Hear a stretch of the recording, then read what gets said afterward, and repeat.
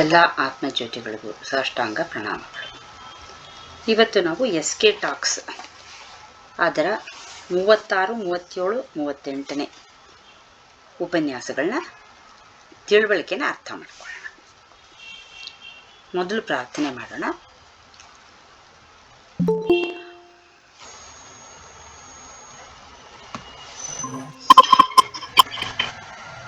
ಗುರು ಬ್ರಹ್ಮ ಗುರುರ್ವಿಷ್ಣು ಗುರುದೇವೋ ಮಹೇಶ್ವರ ಗುರು ಸಾಕ್ಷಾತ್ ಪರಬ್ರಹ್ಮ ತಸ್ಮೈ ಶ್ರೀ ಗುರವೇ ನಮಃ. ನಾರಾಯಣ ಸಮಾರಂಭ ಶಂಕರಾಚಾರ್ಯ ಮಧ್ಯಮ ಅಸ್ಮದಾಚಾರ್ಯ ಪರ್ಯಂತ ವಂದೇ ಗುರು ಪರಂಪರಾ. ಸಮಾರಂಭಂ ಶಂಕರಾಚಾರ್ಯ ಮಧ್ಯಮಂ ಅಸ್ಮದಾಚಾರ್ಯ ಪರ್ಯಂತಾಂ ವಂದೇ ಗುರು ಪರಂಪರಾಂ. ಅಖಂಡಮಂಡಲಾಕಾರಂ ವ್ಯಾಪ್ತಂ ಯೇನ ಚರಾಚರಂ ತತ್ಪಥಂ ದರ್ಶಿತಂ ಯೇನ ತಸ್ಮೈ ಶ್ರೀ ಗುರುವೇ ನಮಃ. ಈಗ 36ನೇ ಉಪನ್ಯಾಸ. ಅದು ಏನು ಅಂದರೆ ಯಾವುದ್ರ ಬಗ್ಗೆ? ಕರ್ಮದ ನಾಶ ಹೇಗೆ ಅಂತ. ಕರ್ಮದ ನಾಶ ಹೇಗೆ ಸಾಧ್ಯ? ಈಗ ಕರ್ಮದ ಫಲ ಬರೋದು ಯಾವುದರಿಂದ? ನಮಗೆ ಕೆಲಸದಿಂದ, ನಾವು ಮಾಡೋ ಕೆಲಸದಿಂದ, ಅಂದರೆ ಕರ್ಮದಿಂದಾನೆ. ನಾವು ಮಾಡೋ ಕರ್ಮದಿಂದ ನಮಗೆ ಕರ್ಮದ ಫಲ ಬರುತ್ತೆ. ಯಾಕೆ ಕರ್ಮದ ಫಲ ನಮಗೆ ಬರುತ್ತೆ?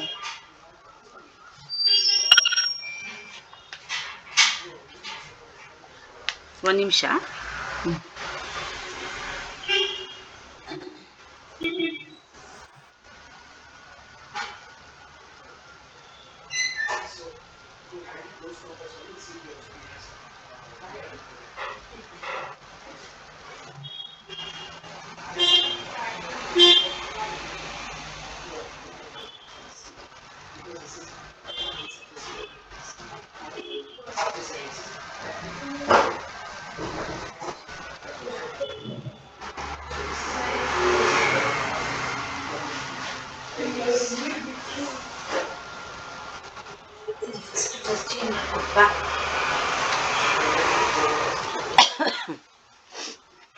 ಕರ್ಮದ ಫಲ ಯಾಕೆ ಬರುತ್ತೆ ನಮಗೆ?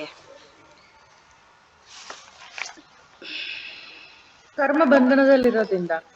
ಅದೇ ಕರ್ಮ ಬಂಧನ ಯಾಕೆ? ನಮಗೆ ಸರಿಯಾಗಿ ಆತ್ಮಜ್ಞಾನ ಗೊತ್ತಿಲ್ವಲ್ಲ ಮೇಡಮ್, ಅದಕ್ಕೆ ಅದನ್ನೇ ಮತ್ತೆ ಮತ್ತೆ ಮಾಡಿ ಮಾಡಿ ಅದೇ ಬಂಧನಕ್ಕೆ ಸಿಕ್ಕಾಕೊಡ್ತೀವಿ. ಕರೆಕ್ಟ್. ಅಂದರೆ ನಮಗೆ ಏನು ನಾವು ಕರ್ಮ ನಾವೇ ಮಾಡ್ತಿದ್ದೀವಿ ಅಂತ ನಾವು ತಿಳ್ಕೊಂಡಿರ್ತೀವಿ. ಅದರಿಂದ ನಮಗೆ ಕರ್ಮದ ಫಲ ಸಿಕ್ಕುತ್ತೆ. ಅಂದರೆ ಕರ್ಮ ಮಾಡ್ತಿರೋ ನಾನು, ಅದರ ಕರ್ಮ ಫಲನ ಅನುಭವಿಸೋನು ನಾನೇ. ಅಂದರೆ ನಾನೇ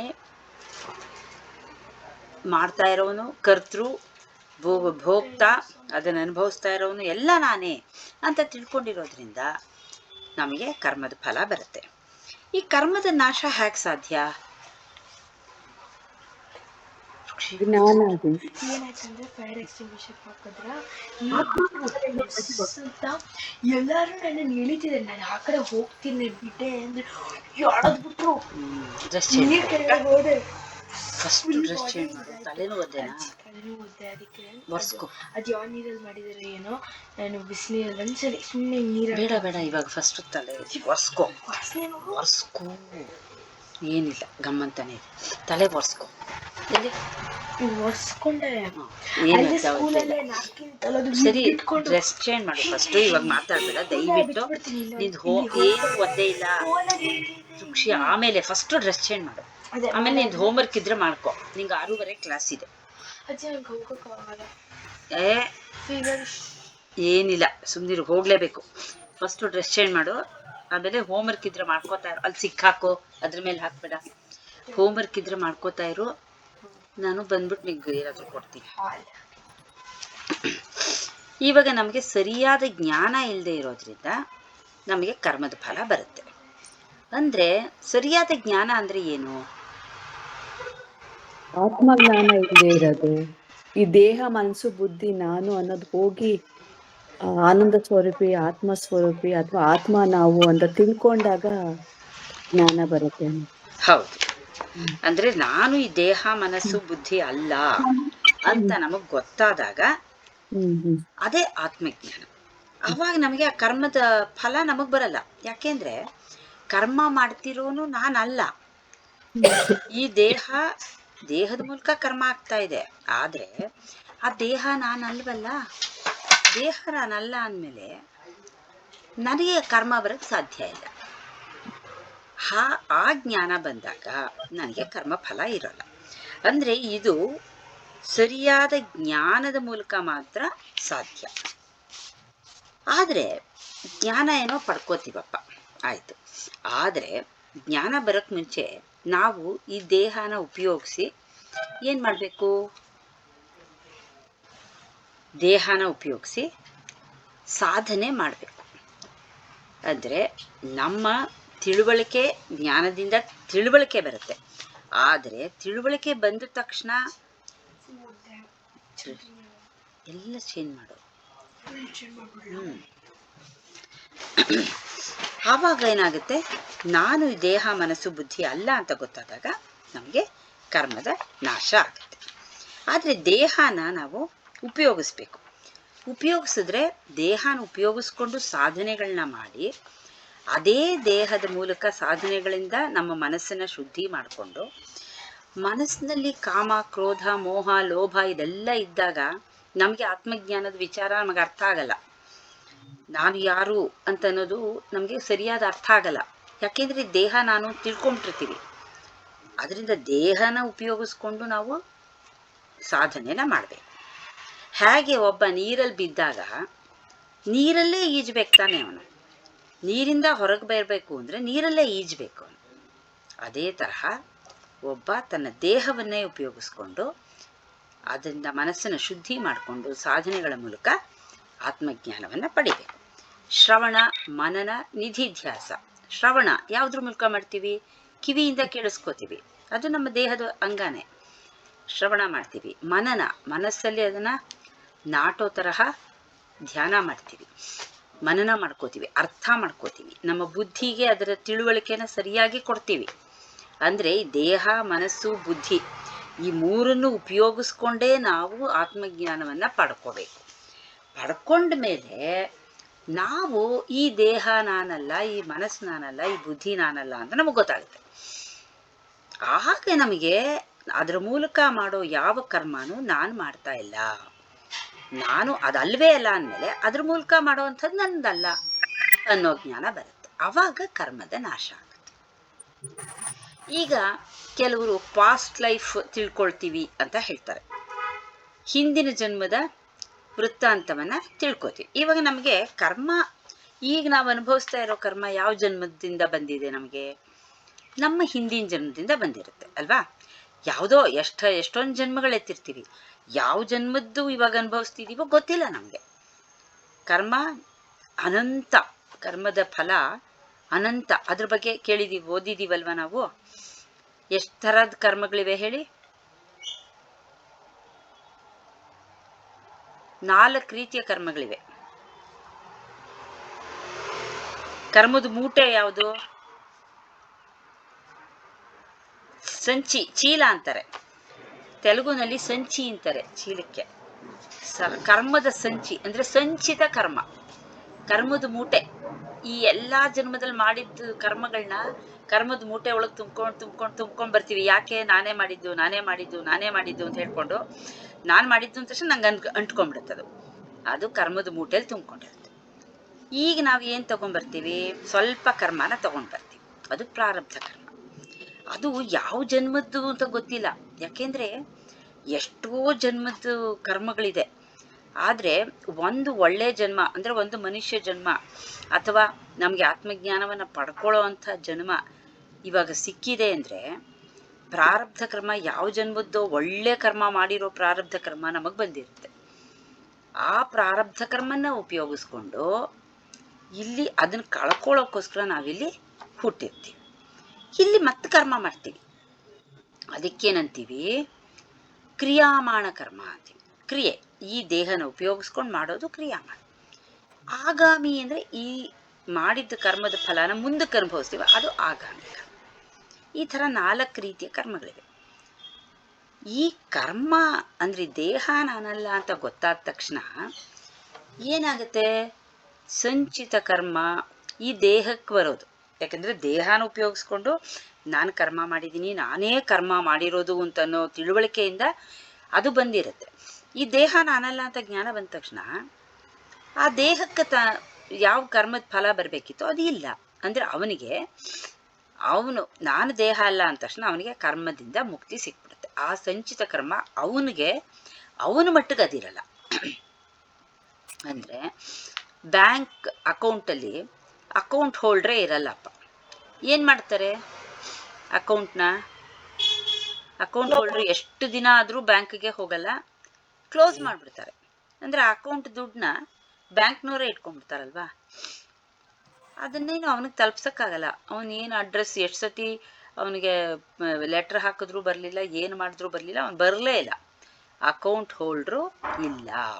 ಆ ಸಂಚಿತ ಕರ್ಮಕ್ಕೆ ಅಕೌಂಟ್ ಹೋಲ್ಡ್ರೇ ಇಲ್ಲ. ಅದರಿಂದ ಸಂಚಿತ ಕರ್ಮ ಅವನಿಗೆ ಬರಲ್ಲ. ಪ್ರಾರಬ್ಧ ಕರ್ಮ, ಅವನಿಗೆ ಪ್ರಾರಬ್ಧ ಕರ್ಮ ಬಂದಿರುತ್ತೆ. ಅಂದರೆ ಇವಾಗ ಅವನು ಹುಟ್ಟಿರ್ತಾನೆ, ಒಂದು ಪ್ರಾರಬ್ಧ ಕರ್ಮ ಒಂದಿಷ್ಟು ತಗೊಂಡು ಹುಟ್ಟಿರ್ತಾನೆ, ಅದನ್ನು ಕಳ್ಕೊಳ್ಳೇಬೇಕು. ಈ ದೇಹ ಇರೋ ತನಕ ಅದನ್ನು ಉಪಯೋಗಿಸ್ಕೊಂಡು ಅದರ ಮೂಲಕ ಕೆಲಸಗಳನ್ನ ಮಾಡಿ ಅದರ ಮೂಲಕನೇ ಜ್ಞಾನನ ಪಡ್ಕೊಂಡು ಆ ಪ್ರಾರಬ್ಧ ಕಳೆಯೋ ತನಕ ಇದ್ದು ಅಲ್ಲಿಂದ ಅವನು ಮುಕ್ತನಾಗ್ತಾನೆ. ಇರೋವಾಗಲೇ ಅವನು ಮುಕ್ತನಾಗಿರ್ತಾನೆ. ದೇಹ ಇರೋ ತನಕ ಅವನು ಈ ಪ್ರಪಂಚದಲ್ಲಿ ವ್ಯವಹಾರ ಮಾಡಿಕೊಂಡು ಇರ್ತಾನೆ. ಕ್ರಿಯಾಮಾಣ ಕರ್ಮ ಅದು ಇಲ್ಲ. ಯಾಕೆ ಅಂದರೆ ಅವನು ನಾನಲ್ಲ ಮಾಡ್ತಾ ಇರೋದು ಅನ್ನೋದ್ರಿಂದ ಅವನು ಏನು ಮಾಡಿದ್ರು ಅವನಿಗೆ ಬರಲ್ಲ ಅದು. ಅದರಿಂದ ಕ್ರಿಯಾಮಾಣ ಇಲ್ಲ. ಆಗಾಮಿನೂ ಇಲ್ಲ, ಮುಂದಕ್ಕೆ ಬರೋದು ಅದು ಇಲ್ಲ. ಹೀಗಾಗ್ಬಿಟ್ಟು ಅವನಿಗೆ ಕರ್ಮದ ನಾಶ ಆಗುತ್ತೆ. ಕರ್ಮ ಫಲದ ನಾಶ ಯಾವುದರಿಂದ ಆಗುತ್ತೆ, ಜ್ಞಾನದಿಂದ ಆಗುತ್ತೆ. ಆದರೆ ಜ್ಞಾನ ಬರೋಕ್ಕೆ ಮುಂಚೆ ನಾವು ನಮ್ಮ ದೇಹವನ್ನು ಸರಿಯಾದ ರೀತಿಯಲ್ಲಿ ಉಪಯೋಗಿಸ್ಕೊಂಡು ಅದರ ಮೂಲಕ ಜ್ಞಾನವನ್ನು ಪಡ್ಕೋಬೇಕು. ಪಡ್ಕೊಂಡ ಮೇಲೆ ಆ ದೇಹ ನಾನಲ್ಲ ಅಂತ ಗೊತ್ತಾದ ಮೇಲೆ ಕರ್ಮಫಲ ಇರಲ್ಲ, ಕರ್ಮ ಬಂಧನದಿಂದ ಮುಕ್ತನಾಗ್ತಾನೆ.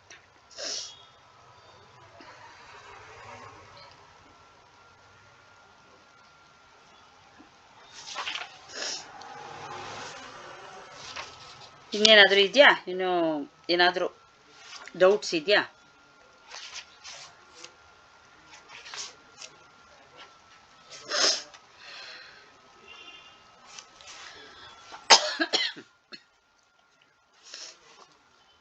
ಎರಡನೇದು ಆತ್ಮವಿಚಾರದ ಬಗ್ಗೆ ರಮಣ ಮಹರ್ಷಿಗಳು ಏನು ಹೇಳಿದ್ದಾರೆ ಅನ್ನೋದು. ರಮಣ ಮಹರ್ಷಿಗಳು ಆತ್ಮವಿಚಾರ ಅಂದರೆ ಏನಪ್ಪ?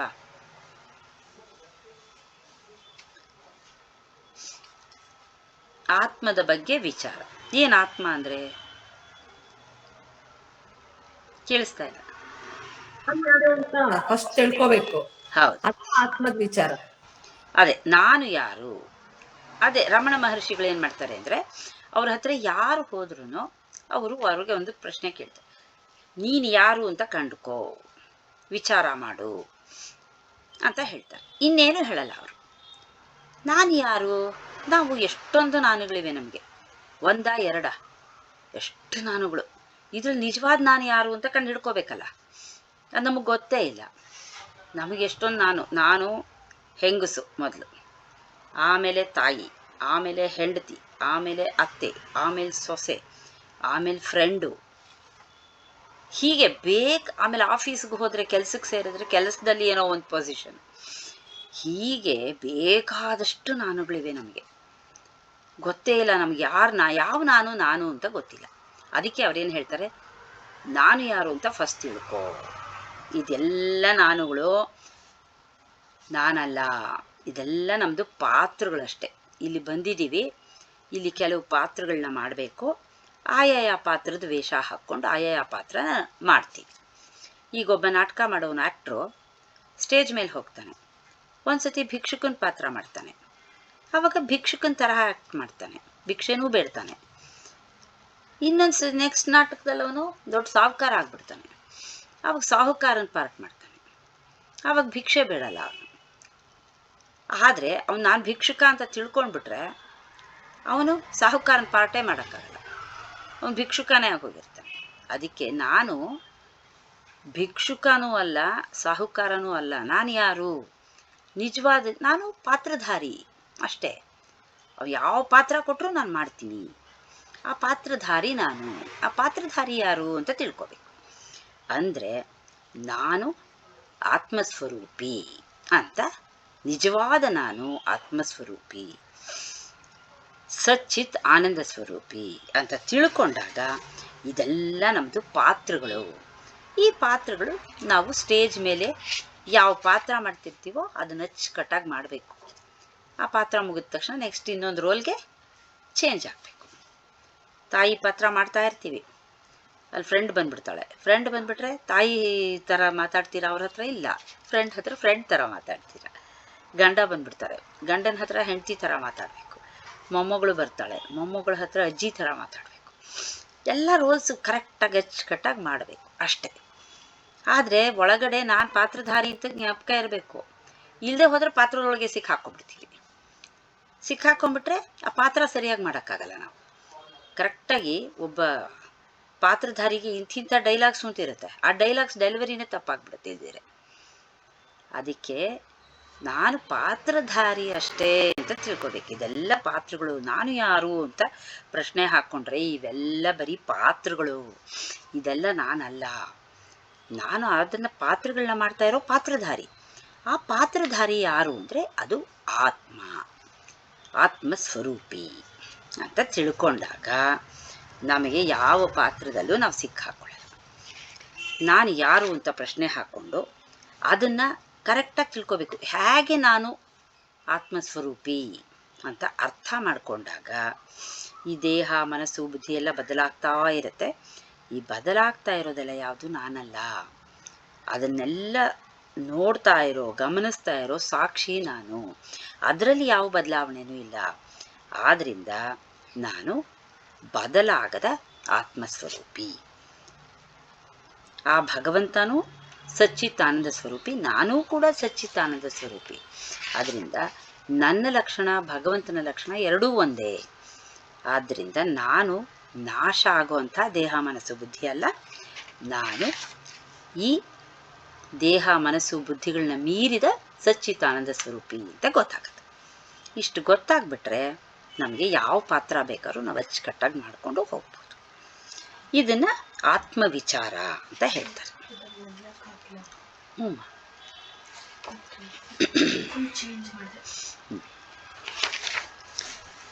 ಇದೇನಾದ್ರೂ ಡೌಟ್ ಇದೆಯಾ?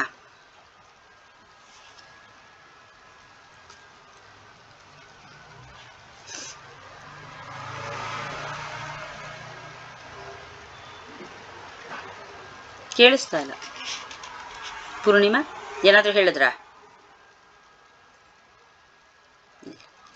ಸರಿ, ಅದ್ರ ನೆಕ್ಸ್ಟ್ದು ಒಬ್ಬರು, ಅದು ಆತ್ಮವಿಚಾರದ ಬಗ್ಗೆನೇ ಚಿಕ್ಕದಾಗಿ ಒಂದು ಕಥೆ ಥರ. ಲಾವೋತ್ಸೆ ಅಂತ ಒಬ್ರು ಇರ್ತಾರೆ, ಆತ್ಮಜ್ಞಾನಿ. ಅವರು ಒಬ್ಬ ರಾಜ, ಅವ್ರ ದೇಶದ ರಾಜ, ನೀನು ಆತ್ಮವಿಚಾರದ ಬಗ್ಗೆ ಅಂದರೆ ನಿನ್ನ ಜ್ಞಾನದ ಬಗ್ಗೆ ನಮಗೆಲ್ಲ ತಿಳಿಸಿ ಹೇಳು ಅಂತ ಹೇಳ್ತಾರೆ. ಅವನು ಹೇಳ್ತಾನೆ, ಆ ಜ್ಞಾನಿ, ಇದ್ರಲ್ಲಿ ತಿಳಿಸಿ ಹೇಳೋ ಅಂಥದ್ದು ಏನೂ ಇಲ್ಲಪ್ಪ ಅಂತ ಹೇಳ್ತಾನೆ. ನೀನು ತಿಳಿಸಿ ಹೇಳದೆ ಹೋದರೆ ನಿನ್ನ ತಲೆನ ಕಡಿದು ಬಿಡ್ತೀನಿ ಅಂತ ರಾಜ ಹೇಳ್ತಾನೆ. ಏನು ಮಾಡೋದು? ತಿಳಿಸೋಕ್ಕೆ ಏನೂ ಇಲ್ಲ ಅಲ್ಲಿ. ಏನಾದರೂ ಇದ್ರಲ್ವಾ ತಿಳಿಸೋದು? ಆತ್ಮಸ್ವರೂಪಿ ಅಂದರೆ ಏನು? ಈಗ ಯಾವುದೋ ಒಂದು ವಸ್ತು ಬಗ್ಗೆ ನಾವು ಎಕ್ಸ್ಪ್ಲೈನ್ ಮಾಡ್ಬೋದು. ಈಗೇನೋ ಒಂದು ಮೊಬೈಲ್ ತೊಗೋತೀವಪ್ಪ, ಈ ಮೊಬೈಲ್ ಅಂದರೆ ಏನು, ಇದ್ರ ಬಗ್ಗೆ ನಾವು ಹೇಳ್ಬೋದು. ಅದ್ರಲ್ಲಿ ಬೇಕಾದಷ್ಟು ಕಂಪನಿಗಳಿವೆ. ಆಮೇಲೆ ಆ ಮೊಬೈಲಲ್ಲಿ ಹೇಗೆ ವರ್ಕ್ ಮಾಡುತ್ತದು, ಅದರೊಳಗಡೆ ಎಷ್ಟು ಮೆಮೊರಿ ಇರುತ್ತೆ, ಅದರಲ್ಲಿ ಹೇಗೆ ಕಾಲ್ ಮಾಡ್ಬೋದು, ಇದಕ್ಕೆ ಇದು ಒಂದು ಕಡೆ ಕೂತ್ಕೊಂಡು ಬರೀ ಮನೆ ಒಳಗಡೆ ಮಾತ್ರ ಅಲ್ಲ, ಎಲ್ಲಿ ಬೇಕಾದ್ರೂ ಓಡಾಡ್ಕೊಂಡು ಕಾಲ್ ಮಾಡ್ಬೋದು. ಈ ಥರ ನಾವು ಒಂದು ವಸ್ತುನ ಎಕ್ಸ್ಪ್ಲೈನ್ ಮಾಡ್ಬೋದು.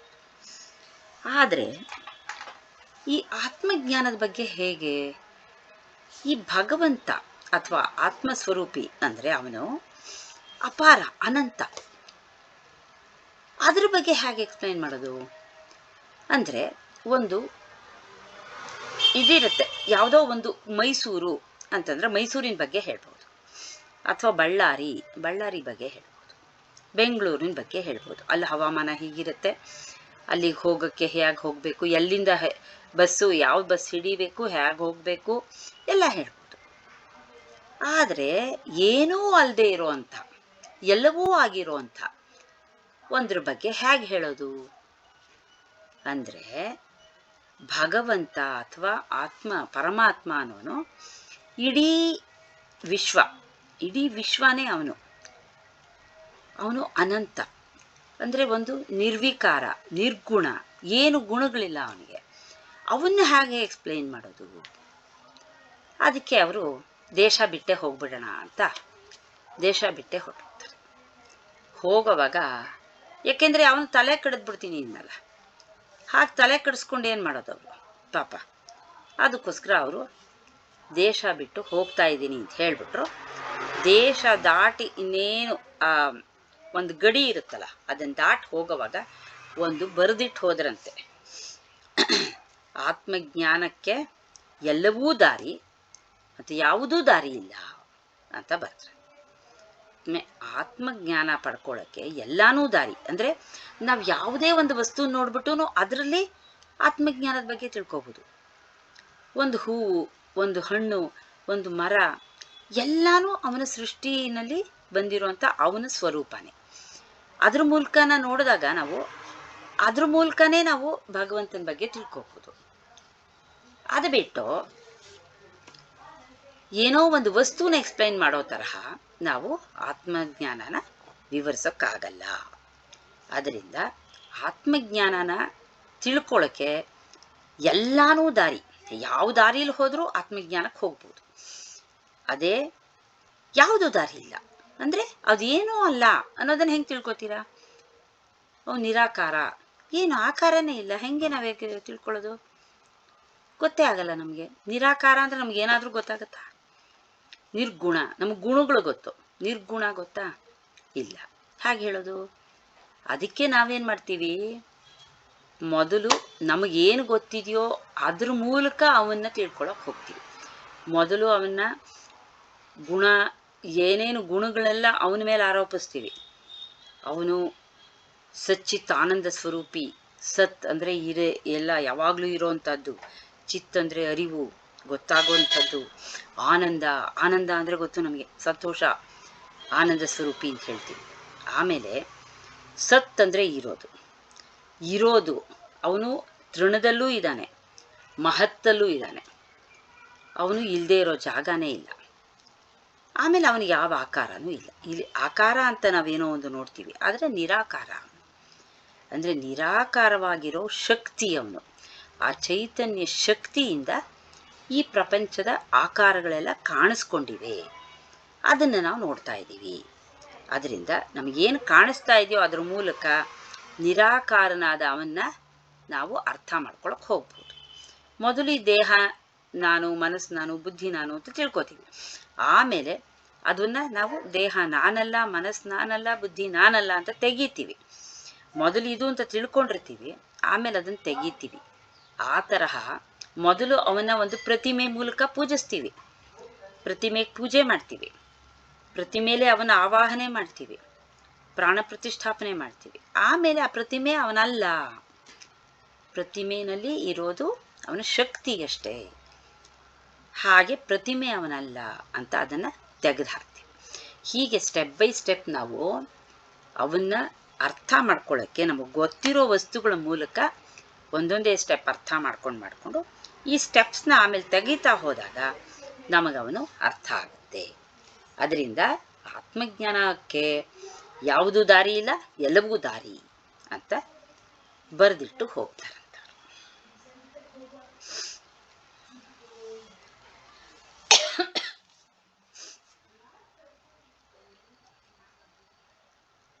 ಅರ್ಥ ಆಯ್ತಾ? ಏನಾದರೂ ಡೌಟ್ಸ್ ಇದೆಯಾ?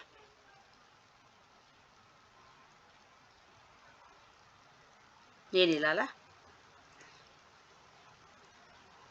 ಈಗ ಸುಜಾತ ಮೇಡಮ್ ಹೇಳಿದ್ರು, ಅವರಿಗೆ ಸ್ವಲ್ಪ 4 ಗಂಟೆಗೆ ಜಾಯಿನ್ ಆದರೆ ಸ್ವಲ್ಪ ಕಷ್ಟ ಆಗುತ್ತೆ. ಮಕ್ಕಳಿಗೆ ಏನೋ ಸ್ವಲ್ಪ ಊಟ ಮಾಡಿಸೋದು ಎಲ್ಲ ಇರುತ್ತೆ ಕೆಲಸ. ಸ್ವಲ್ಪ ಲೇಟಾಗಿ ಶುರು ಮಾಡೋಣವಾ ಅಂತ ಕೇಳ್ತಾ ಇದ್ದಾರೆ. ನಿಮಗೆ ಆಗತ್ತಾ? ನಿಮ್ಗೆಲ್ರಿಗೂ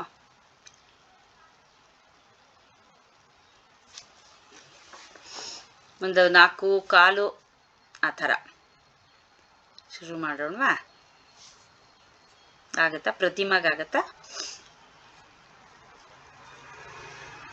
ಆಗತ್ತಾ? ಓಕೆ, 4:15 ಹತ್ರ ಶುರು ಮಾಡೋಣ. ಒಂದು ಪ್ರೇಯರ್ ಎಲ್ಲ ಹೇಳೋಷ್ಟಕ್ಕೆ ಒಂದು 5-10 ನಿಮಿಷ ಆಗುತ್ತೆ, ಸರಿ ಹೋಗುತ್ತೆ. ಸರಿನಾ ಸುಜಾತ ಮೇಡಮ್?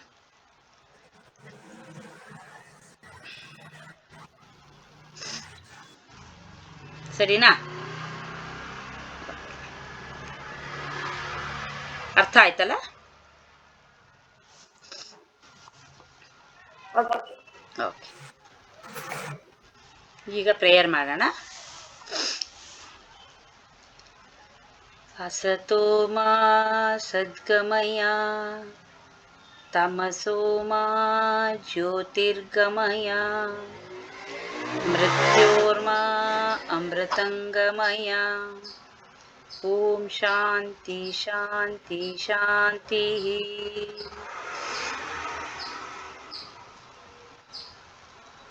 ಮ್ಯೂಟ್ ಆಗಿದೆ. ನಾನು ನಾನೆಂಬುದು ನಾನಲ್ಲ, ಈ ದೇಹ ಮನಬುದ್ಧಿ ನಾನಲ್ಲ, ಸಚ್ಚಿದಾನಂದಾತ್ಮ ಪ್ರಿಯ ನಾನೇ. ಶಿವೋಹಂ ಶಿವೋಹಂ ಶಿವೋಹಂ. ಅಂತರ್ಜ್ಯೋತಿಃ ಬಹಿರ್ಜ್ಯೋತಿಃ ಪ್ರತ್ಯಗ್ಜ್ಯೋತಿಃ ಪರಾತ್ಪರಃ ಜ್ಯೋತಿರೇವ ಜ್ಯೋತಿಃ ಸ್ವಯಂ ಜ್ಯೋತಿಃ ಆತ್ಮಜ್ಯೋತಿಃ ಶಿವೋಸ್ಮ್ಯಹಂ. ಆತ್ಮದರ್ಶನಂ ಬ್ರಹ್ಮದರ್ಶನಂ ಬ್ರಹ್ಮದರ್ಶನಂ ಸತ್ಯದರ್ಶನಂ. ಓಂ ಪೂರ್ಣಮದ ಪೂರ್ಣಮಿದಂ ಪೂರ್ಣಾತ್ ಪೂರ್ಣಮದುಚ್ಯತೆ ಪೂರ್ಣಸ್ಯ ಪೂರ್ಣಮಾದಾಯ ಪೂರ್ಣಮೇವಾವಶಿಷ್ಯತೆ. ಓಂ ಶಾಂತಿ ಶಾಂತಿ ಶಾಂತಿ.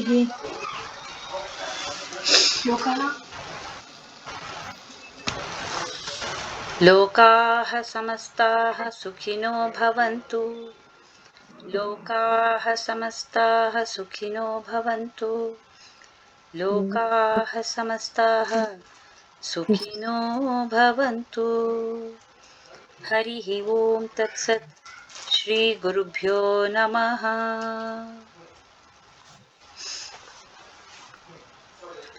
ಇಲ್ಲಿ ಮುಗಿಸೋಣ. ನೆಕ್ಸ್ಟ್ ವೀಕ್ 4:15 ಶುರು.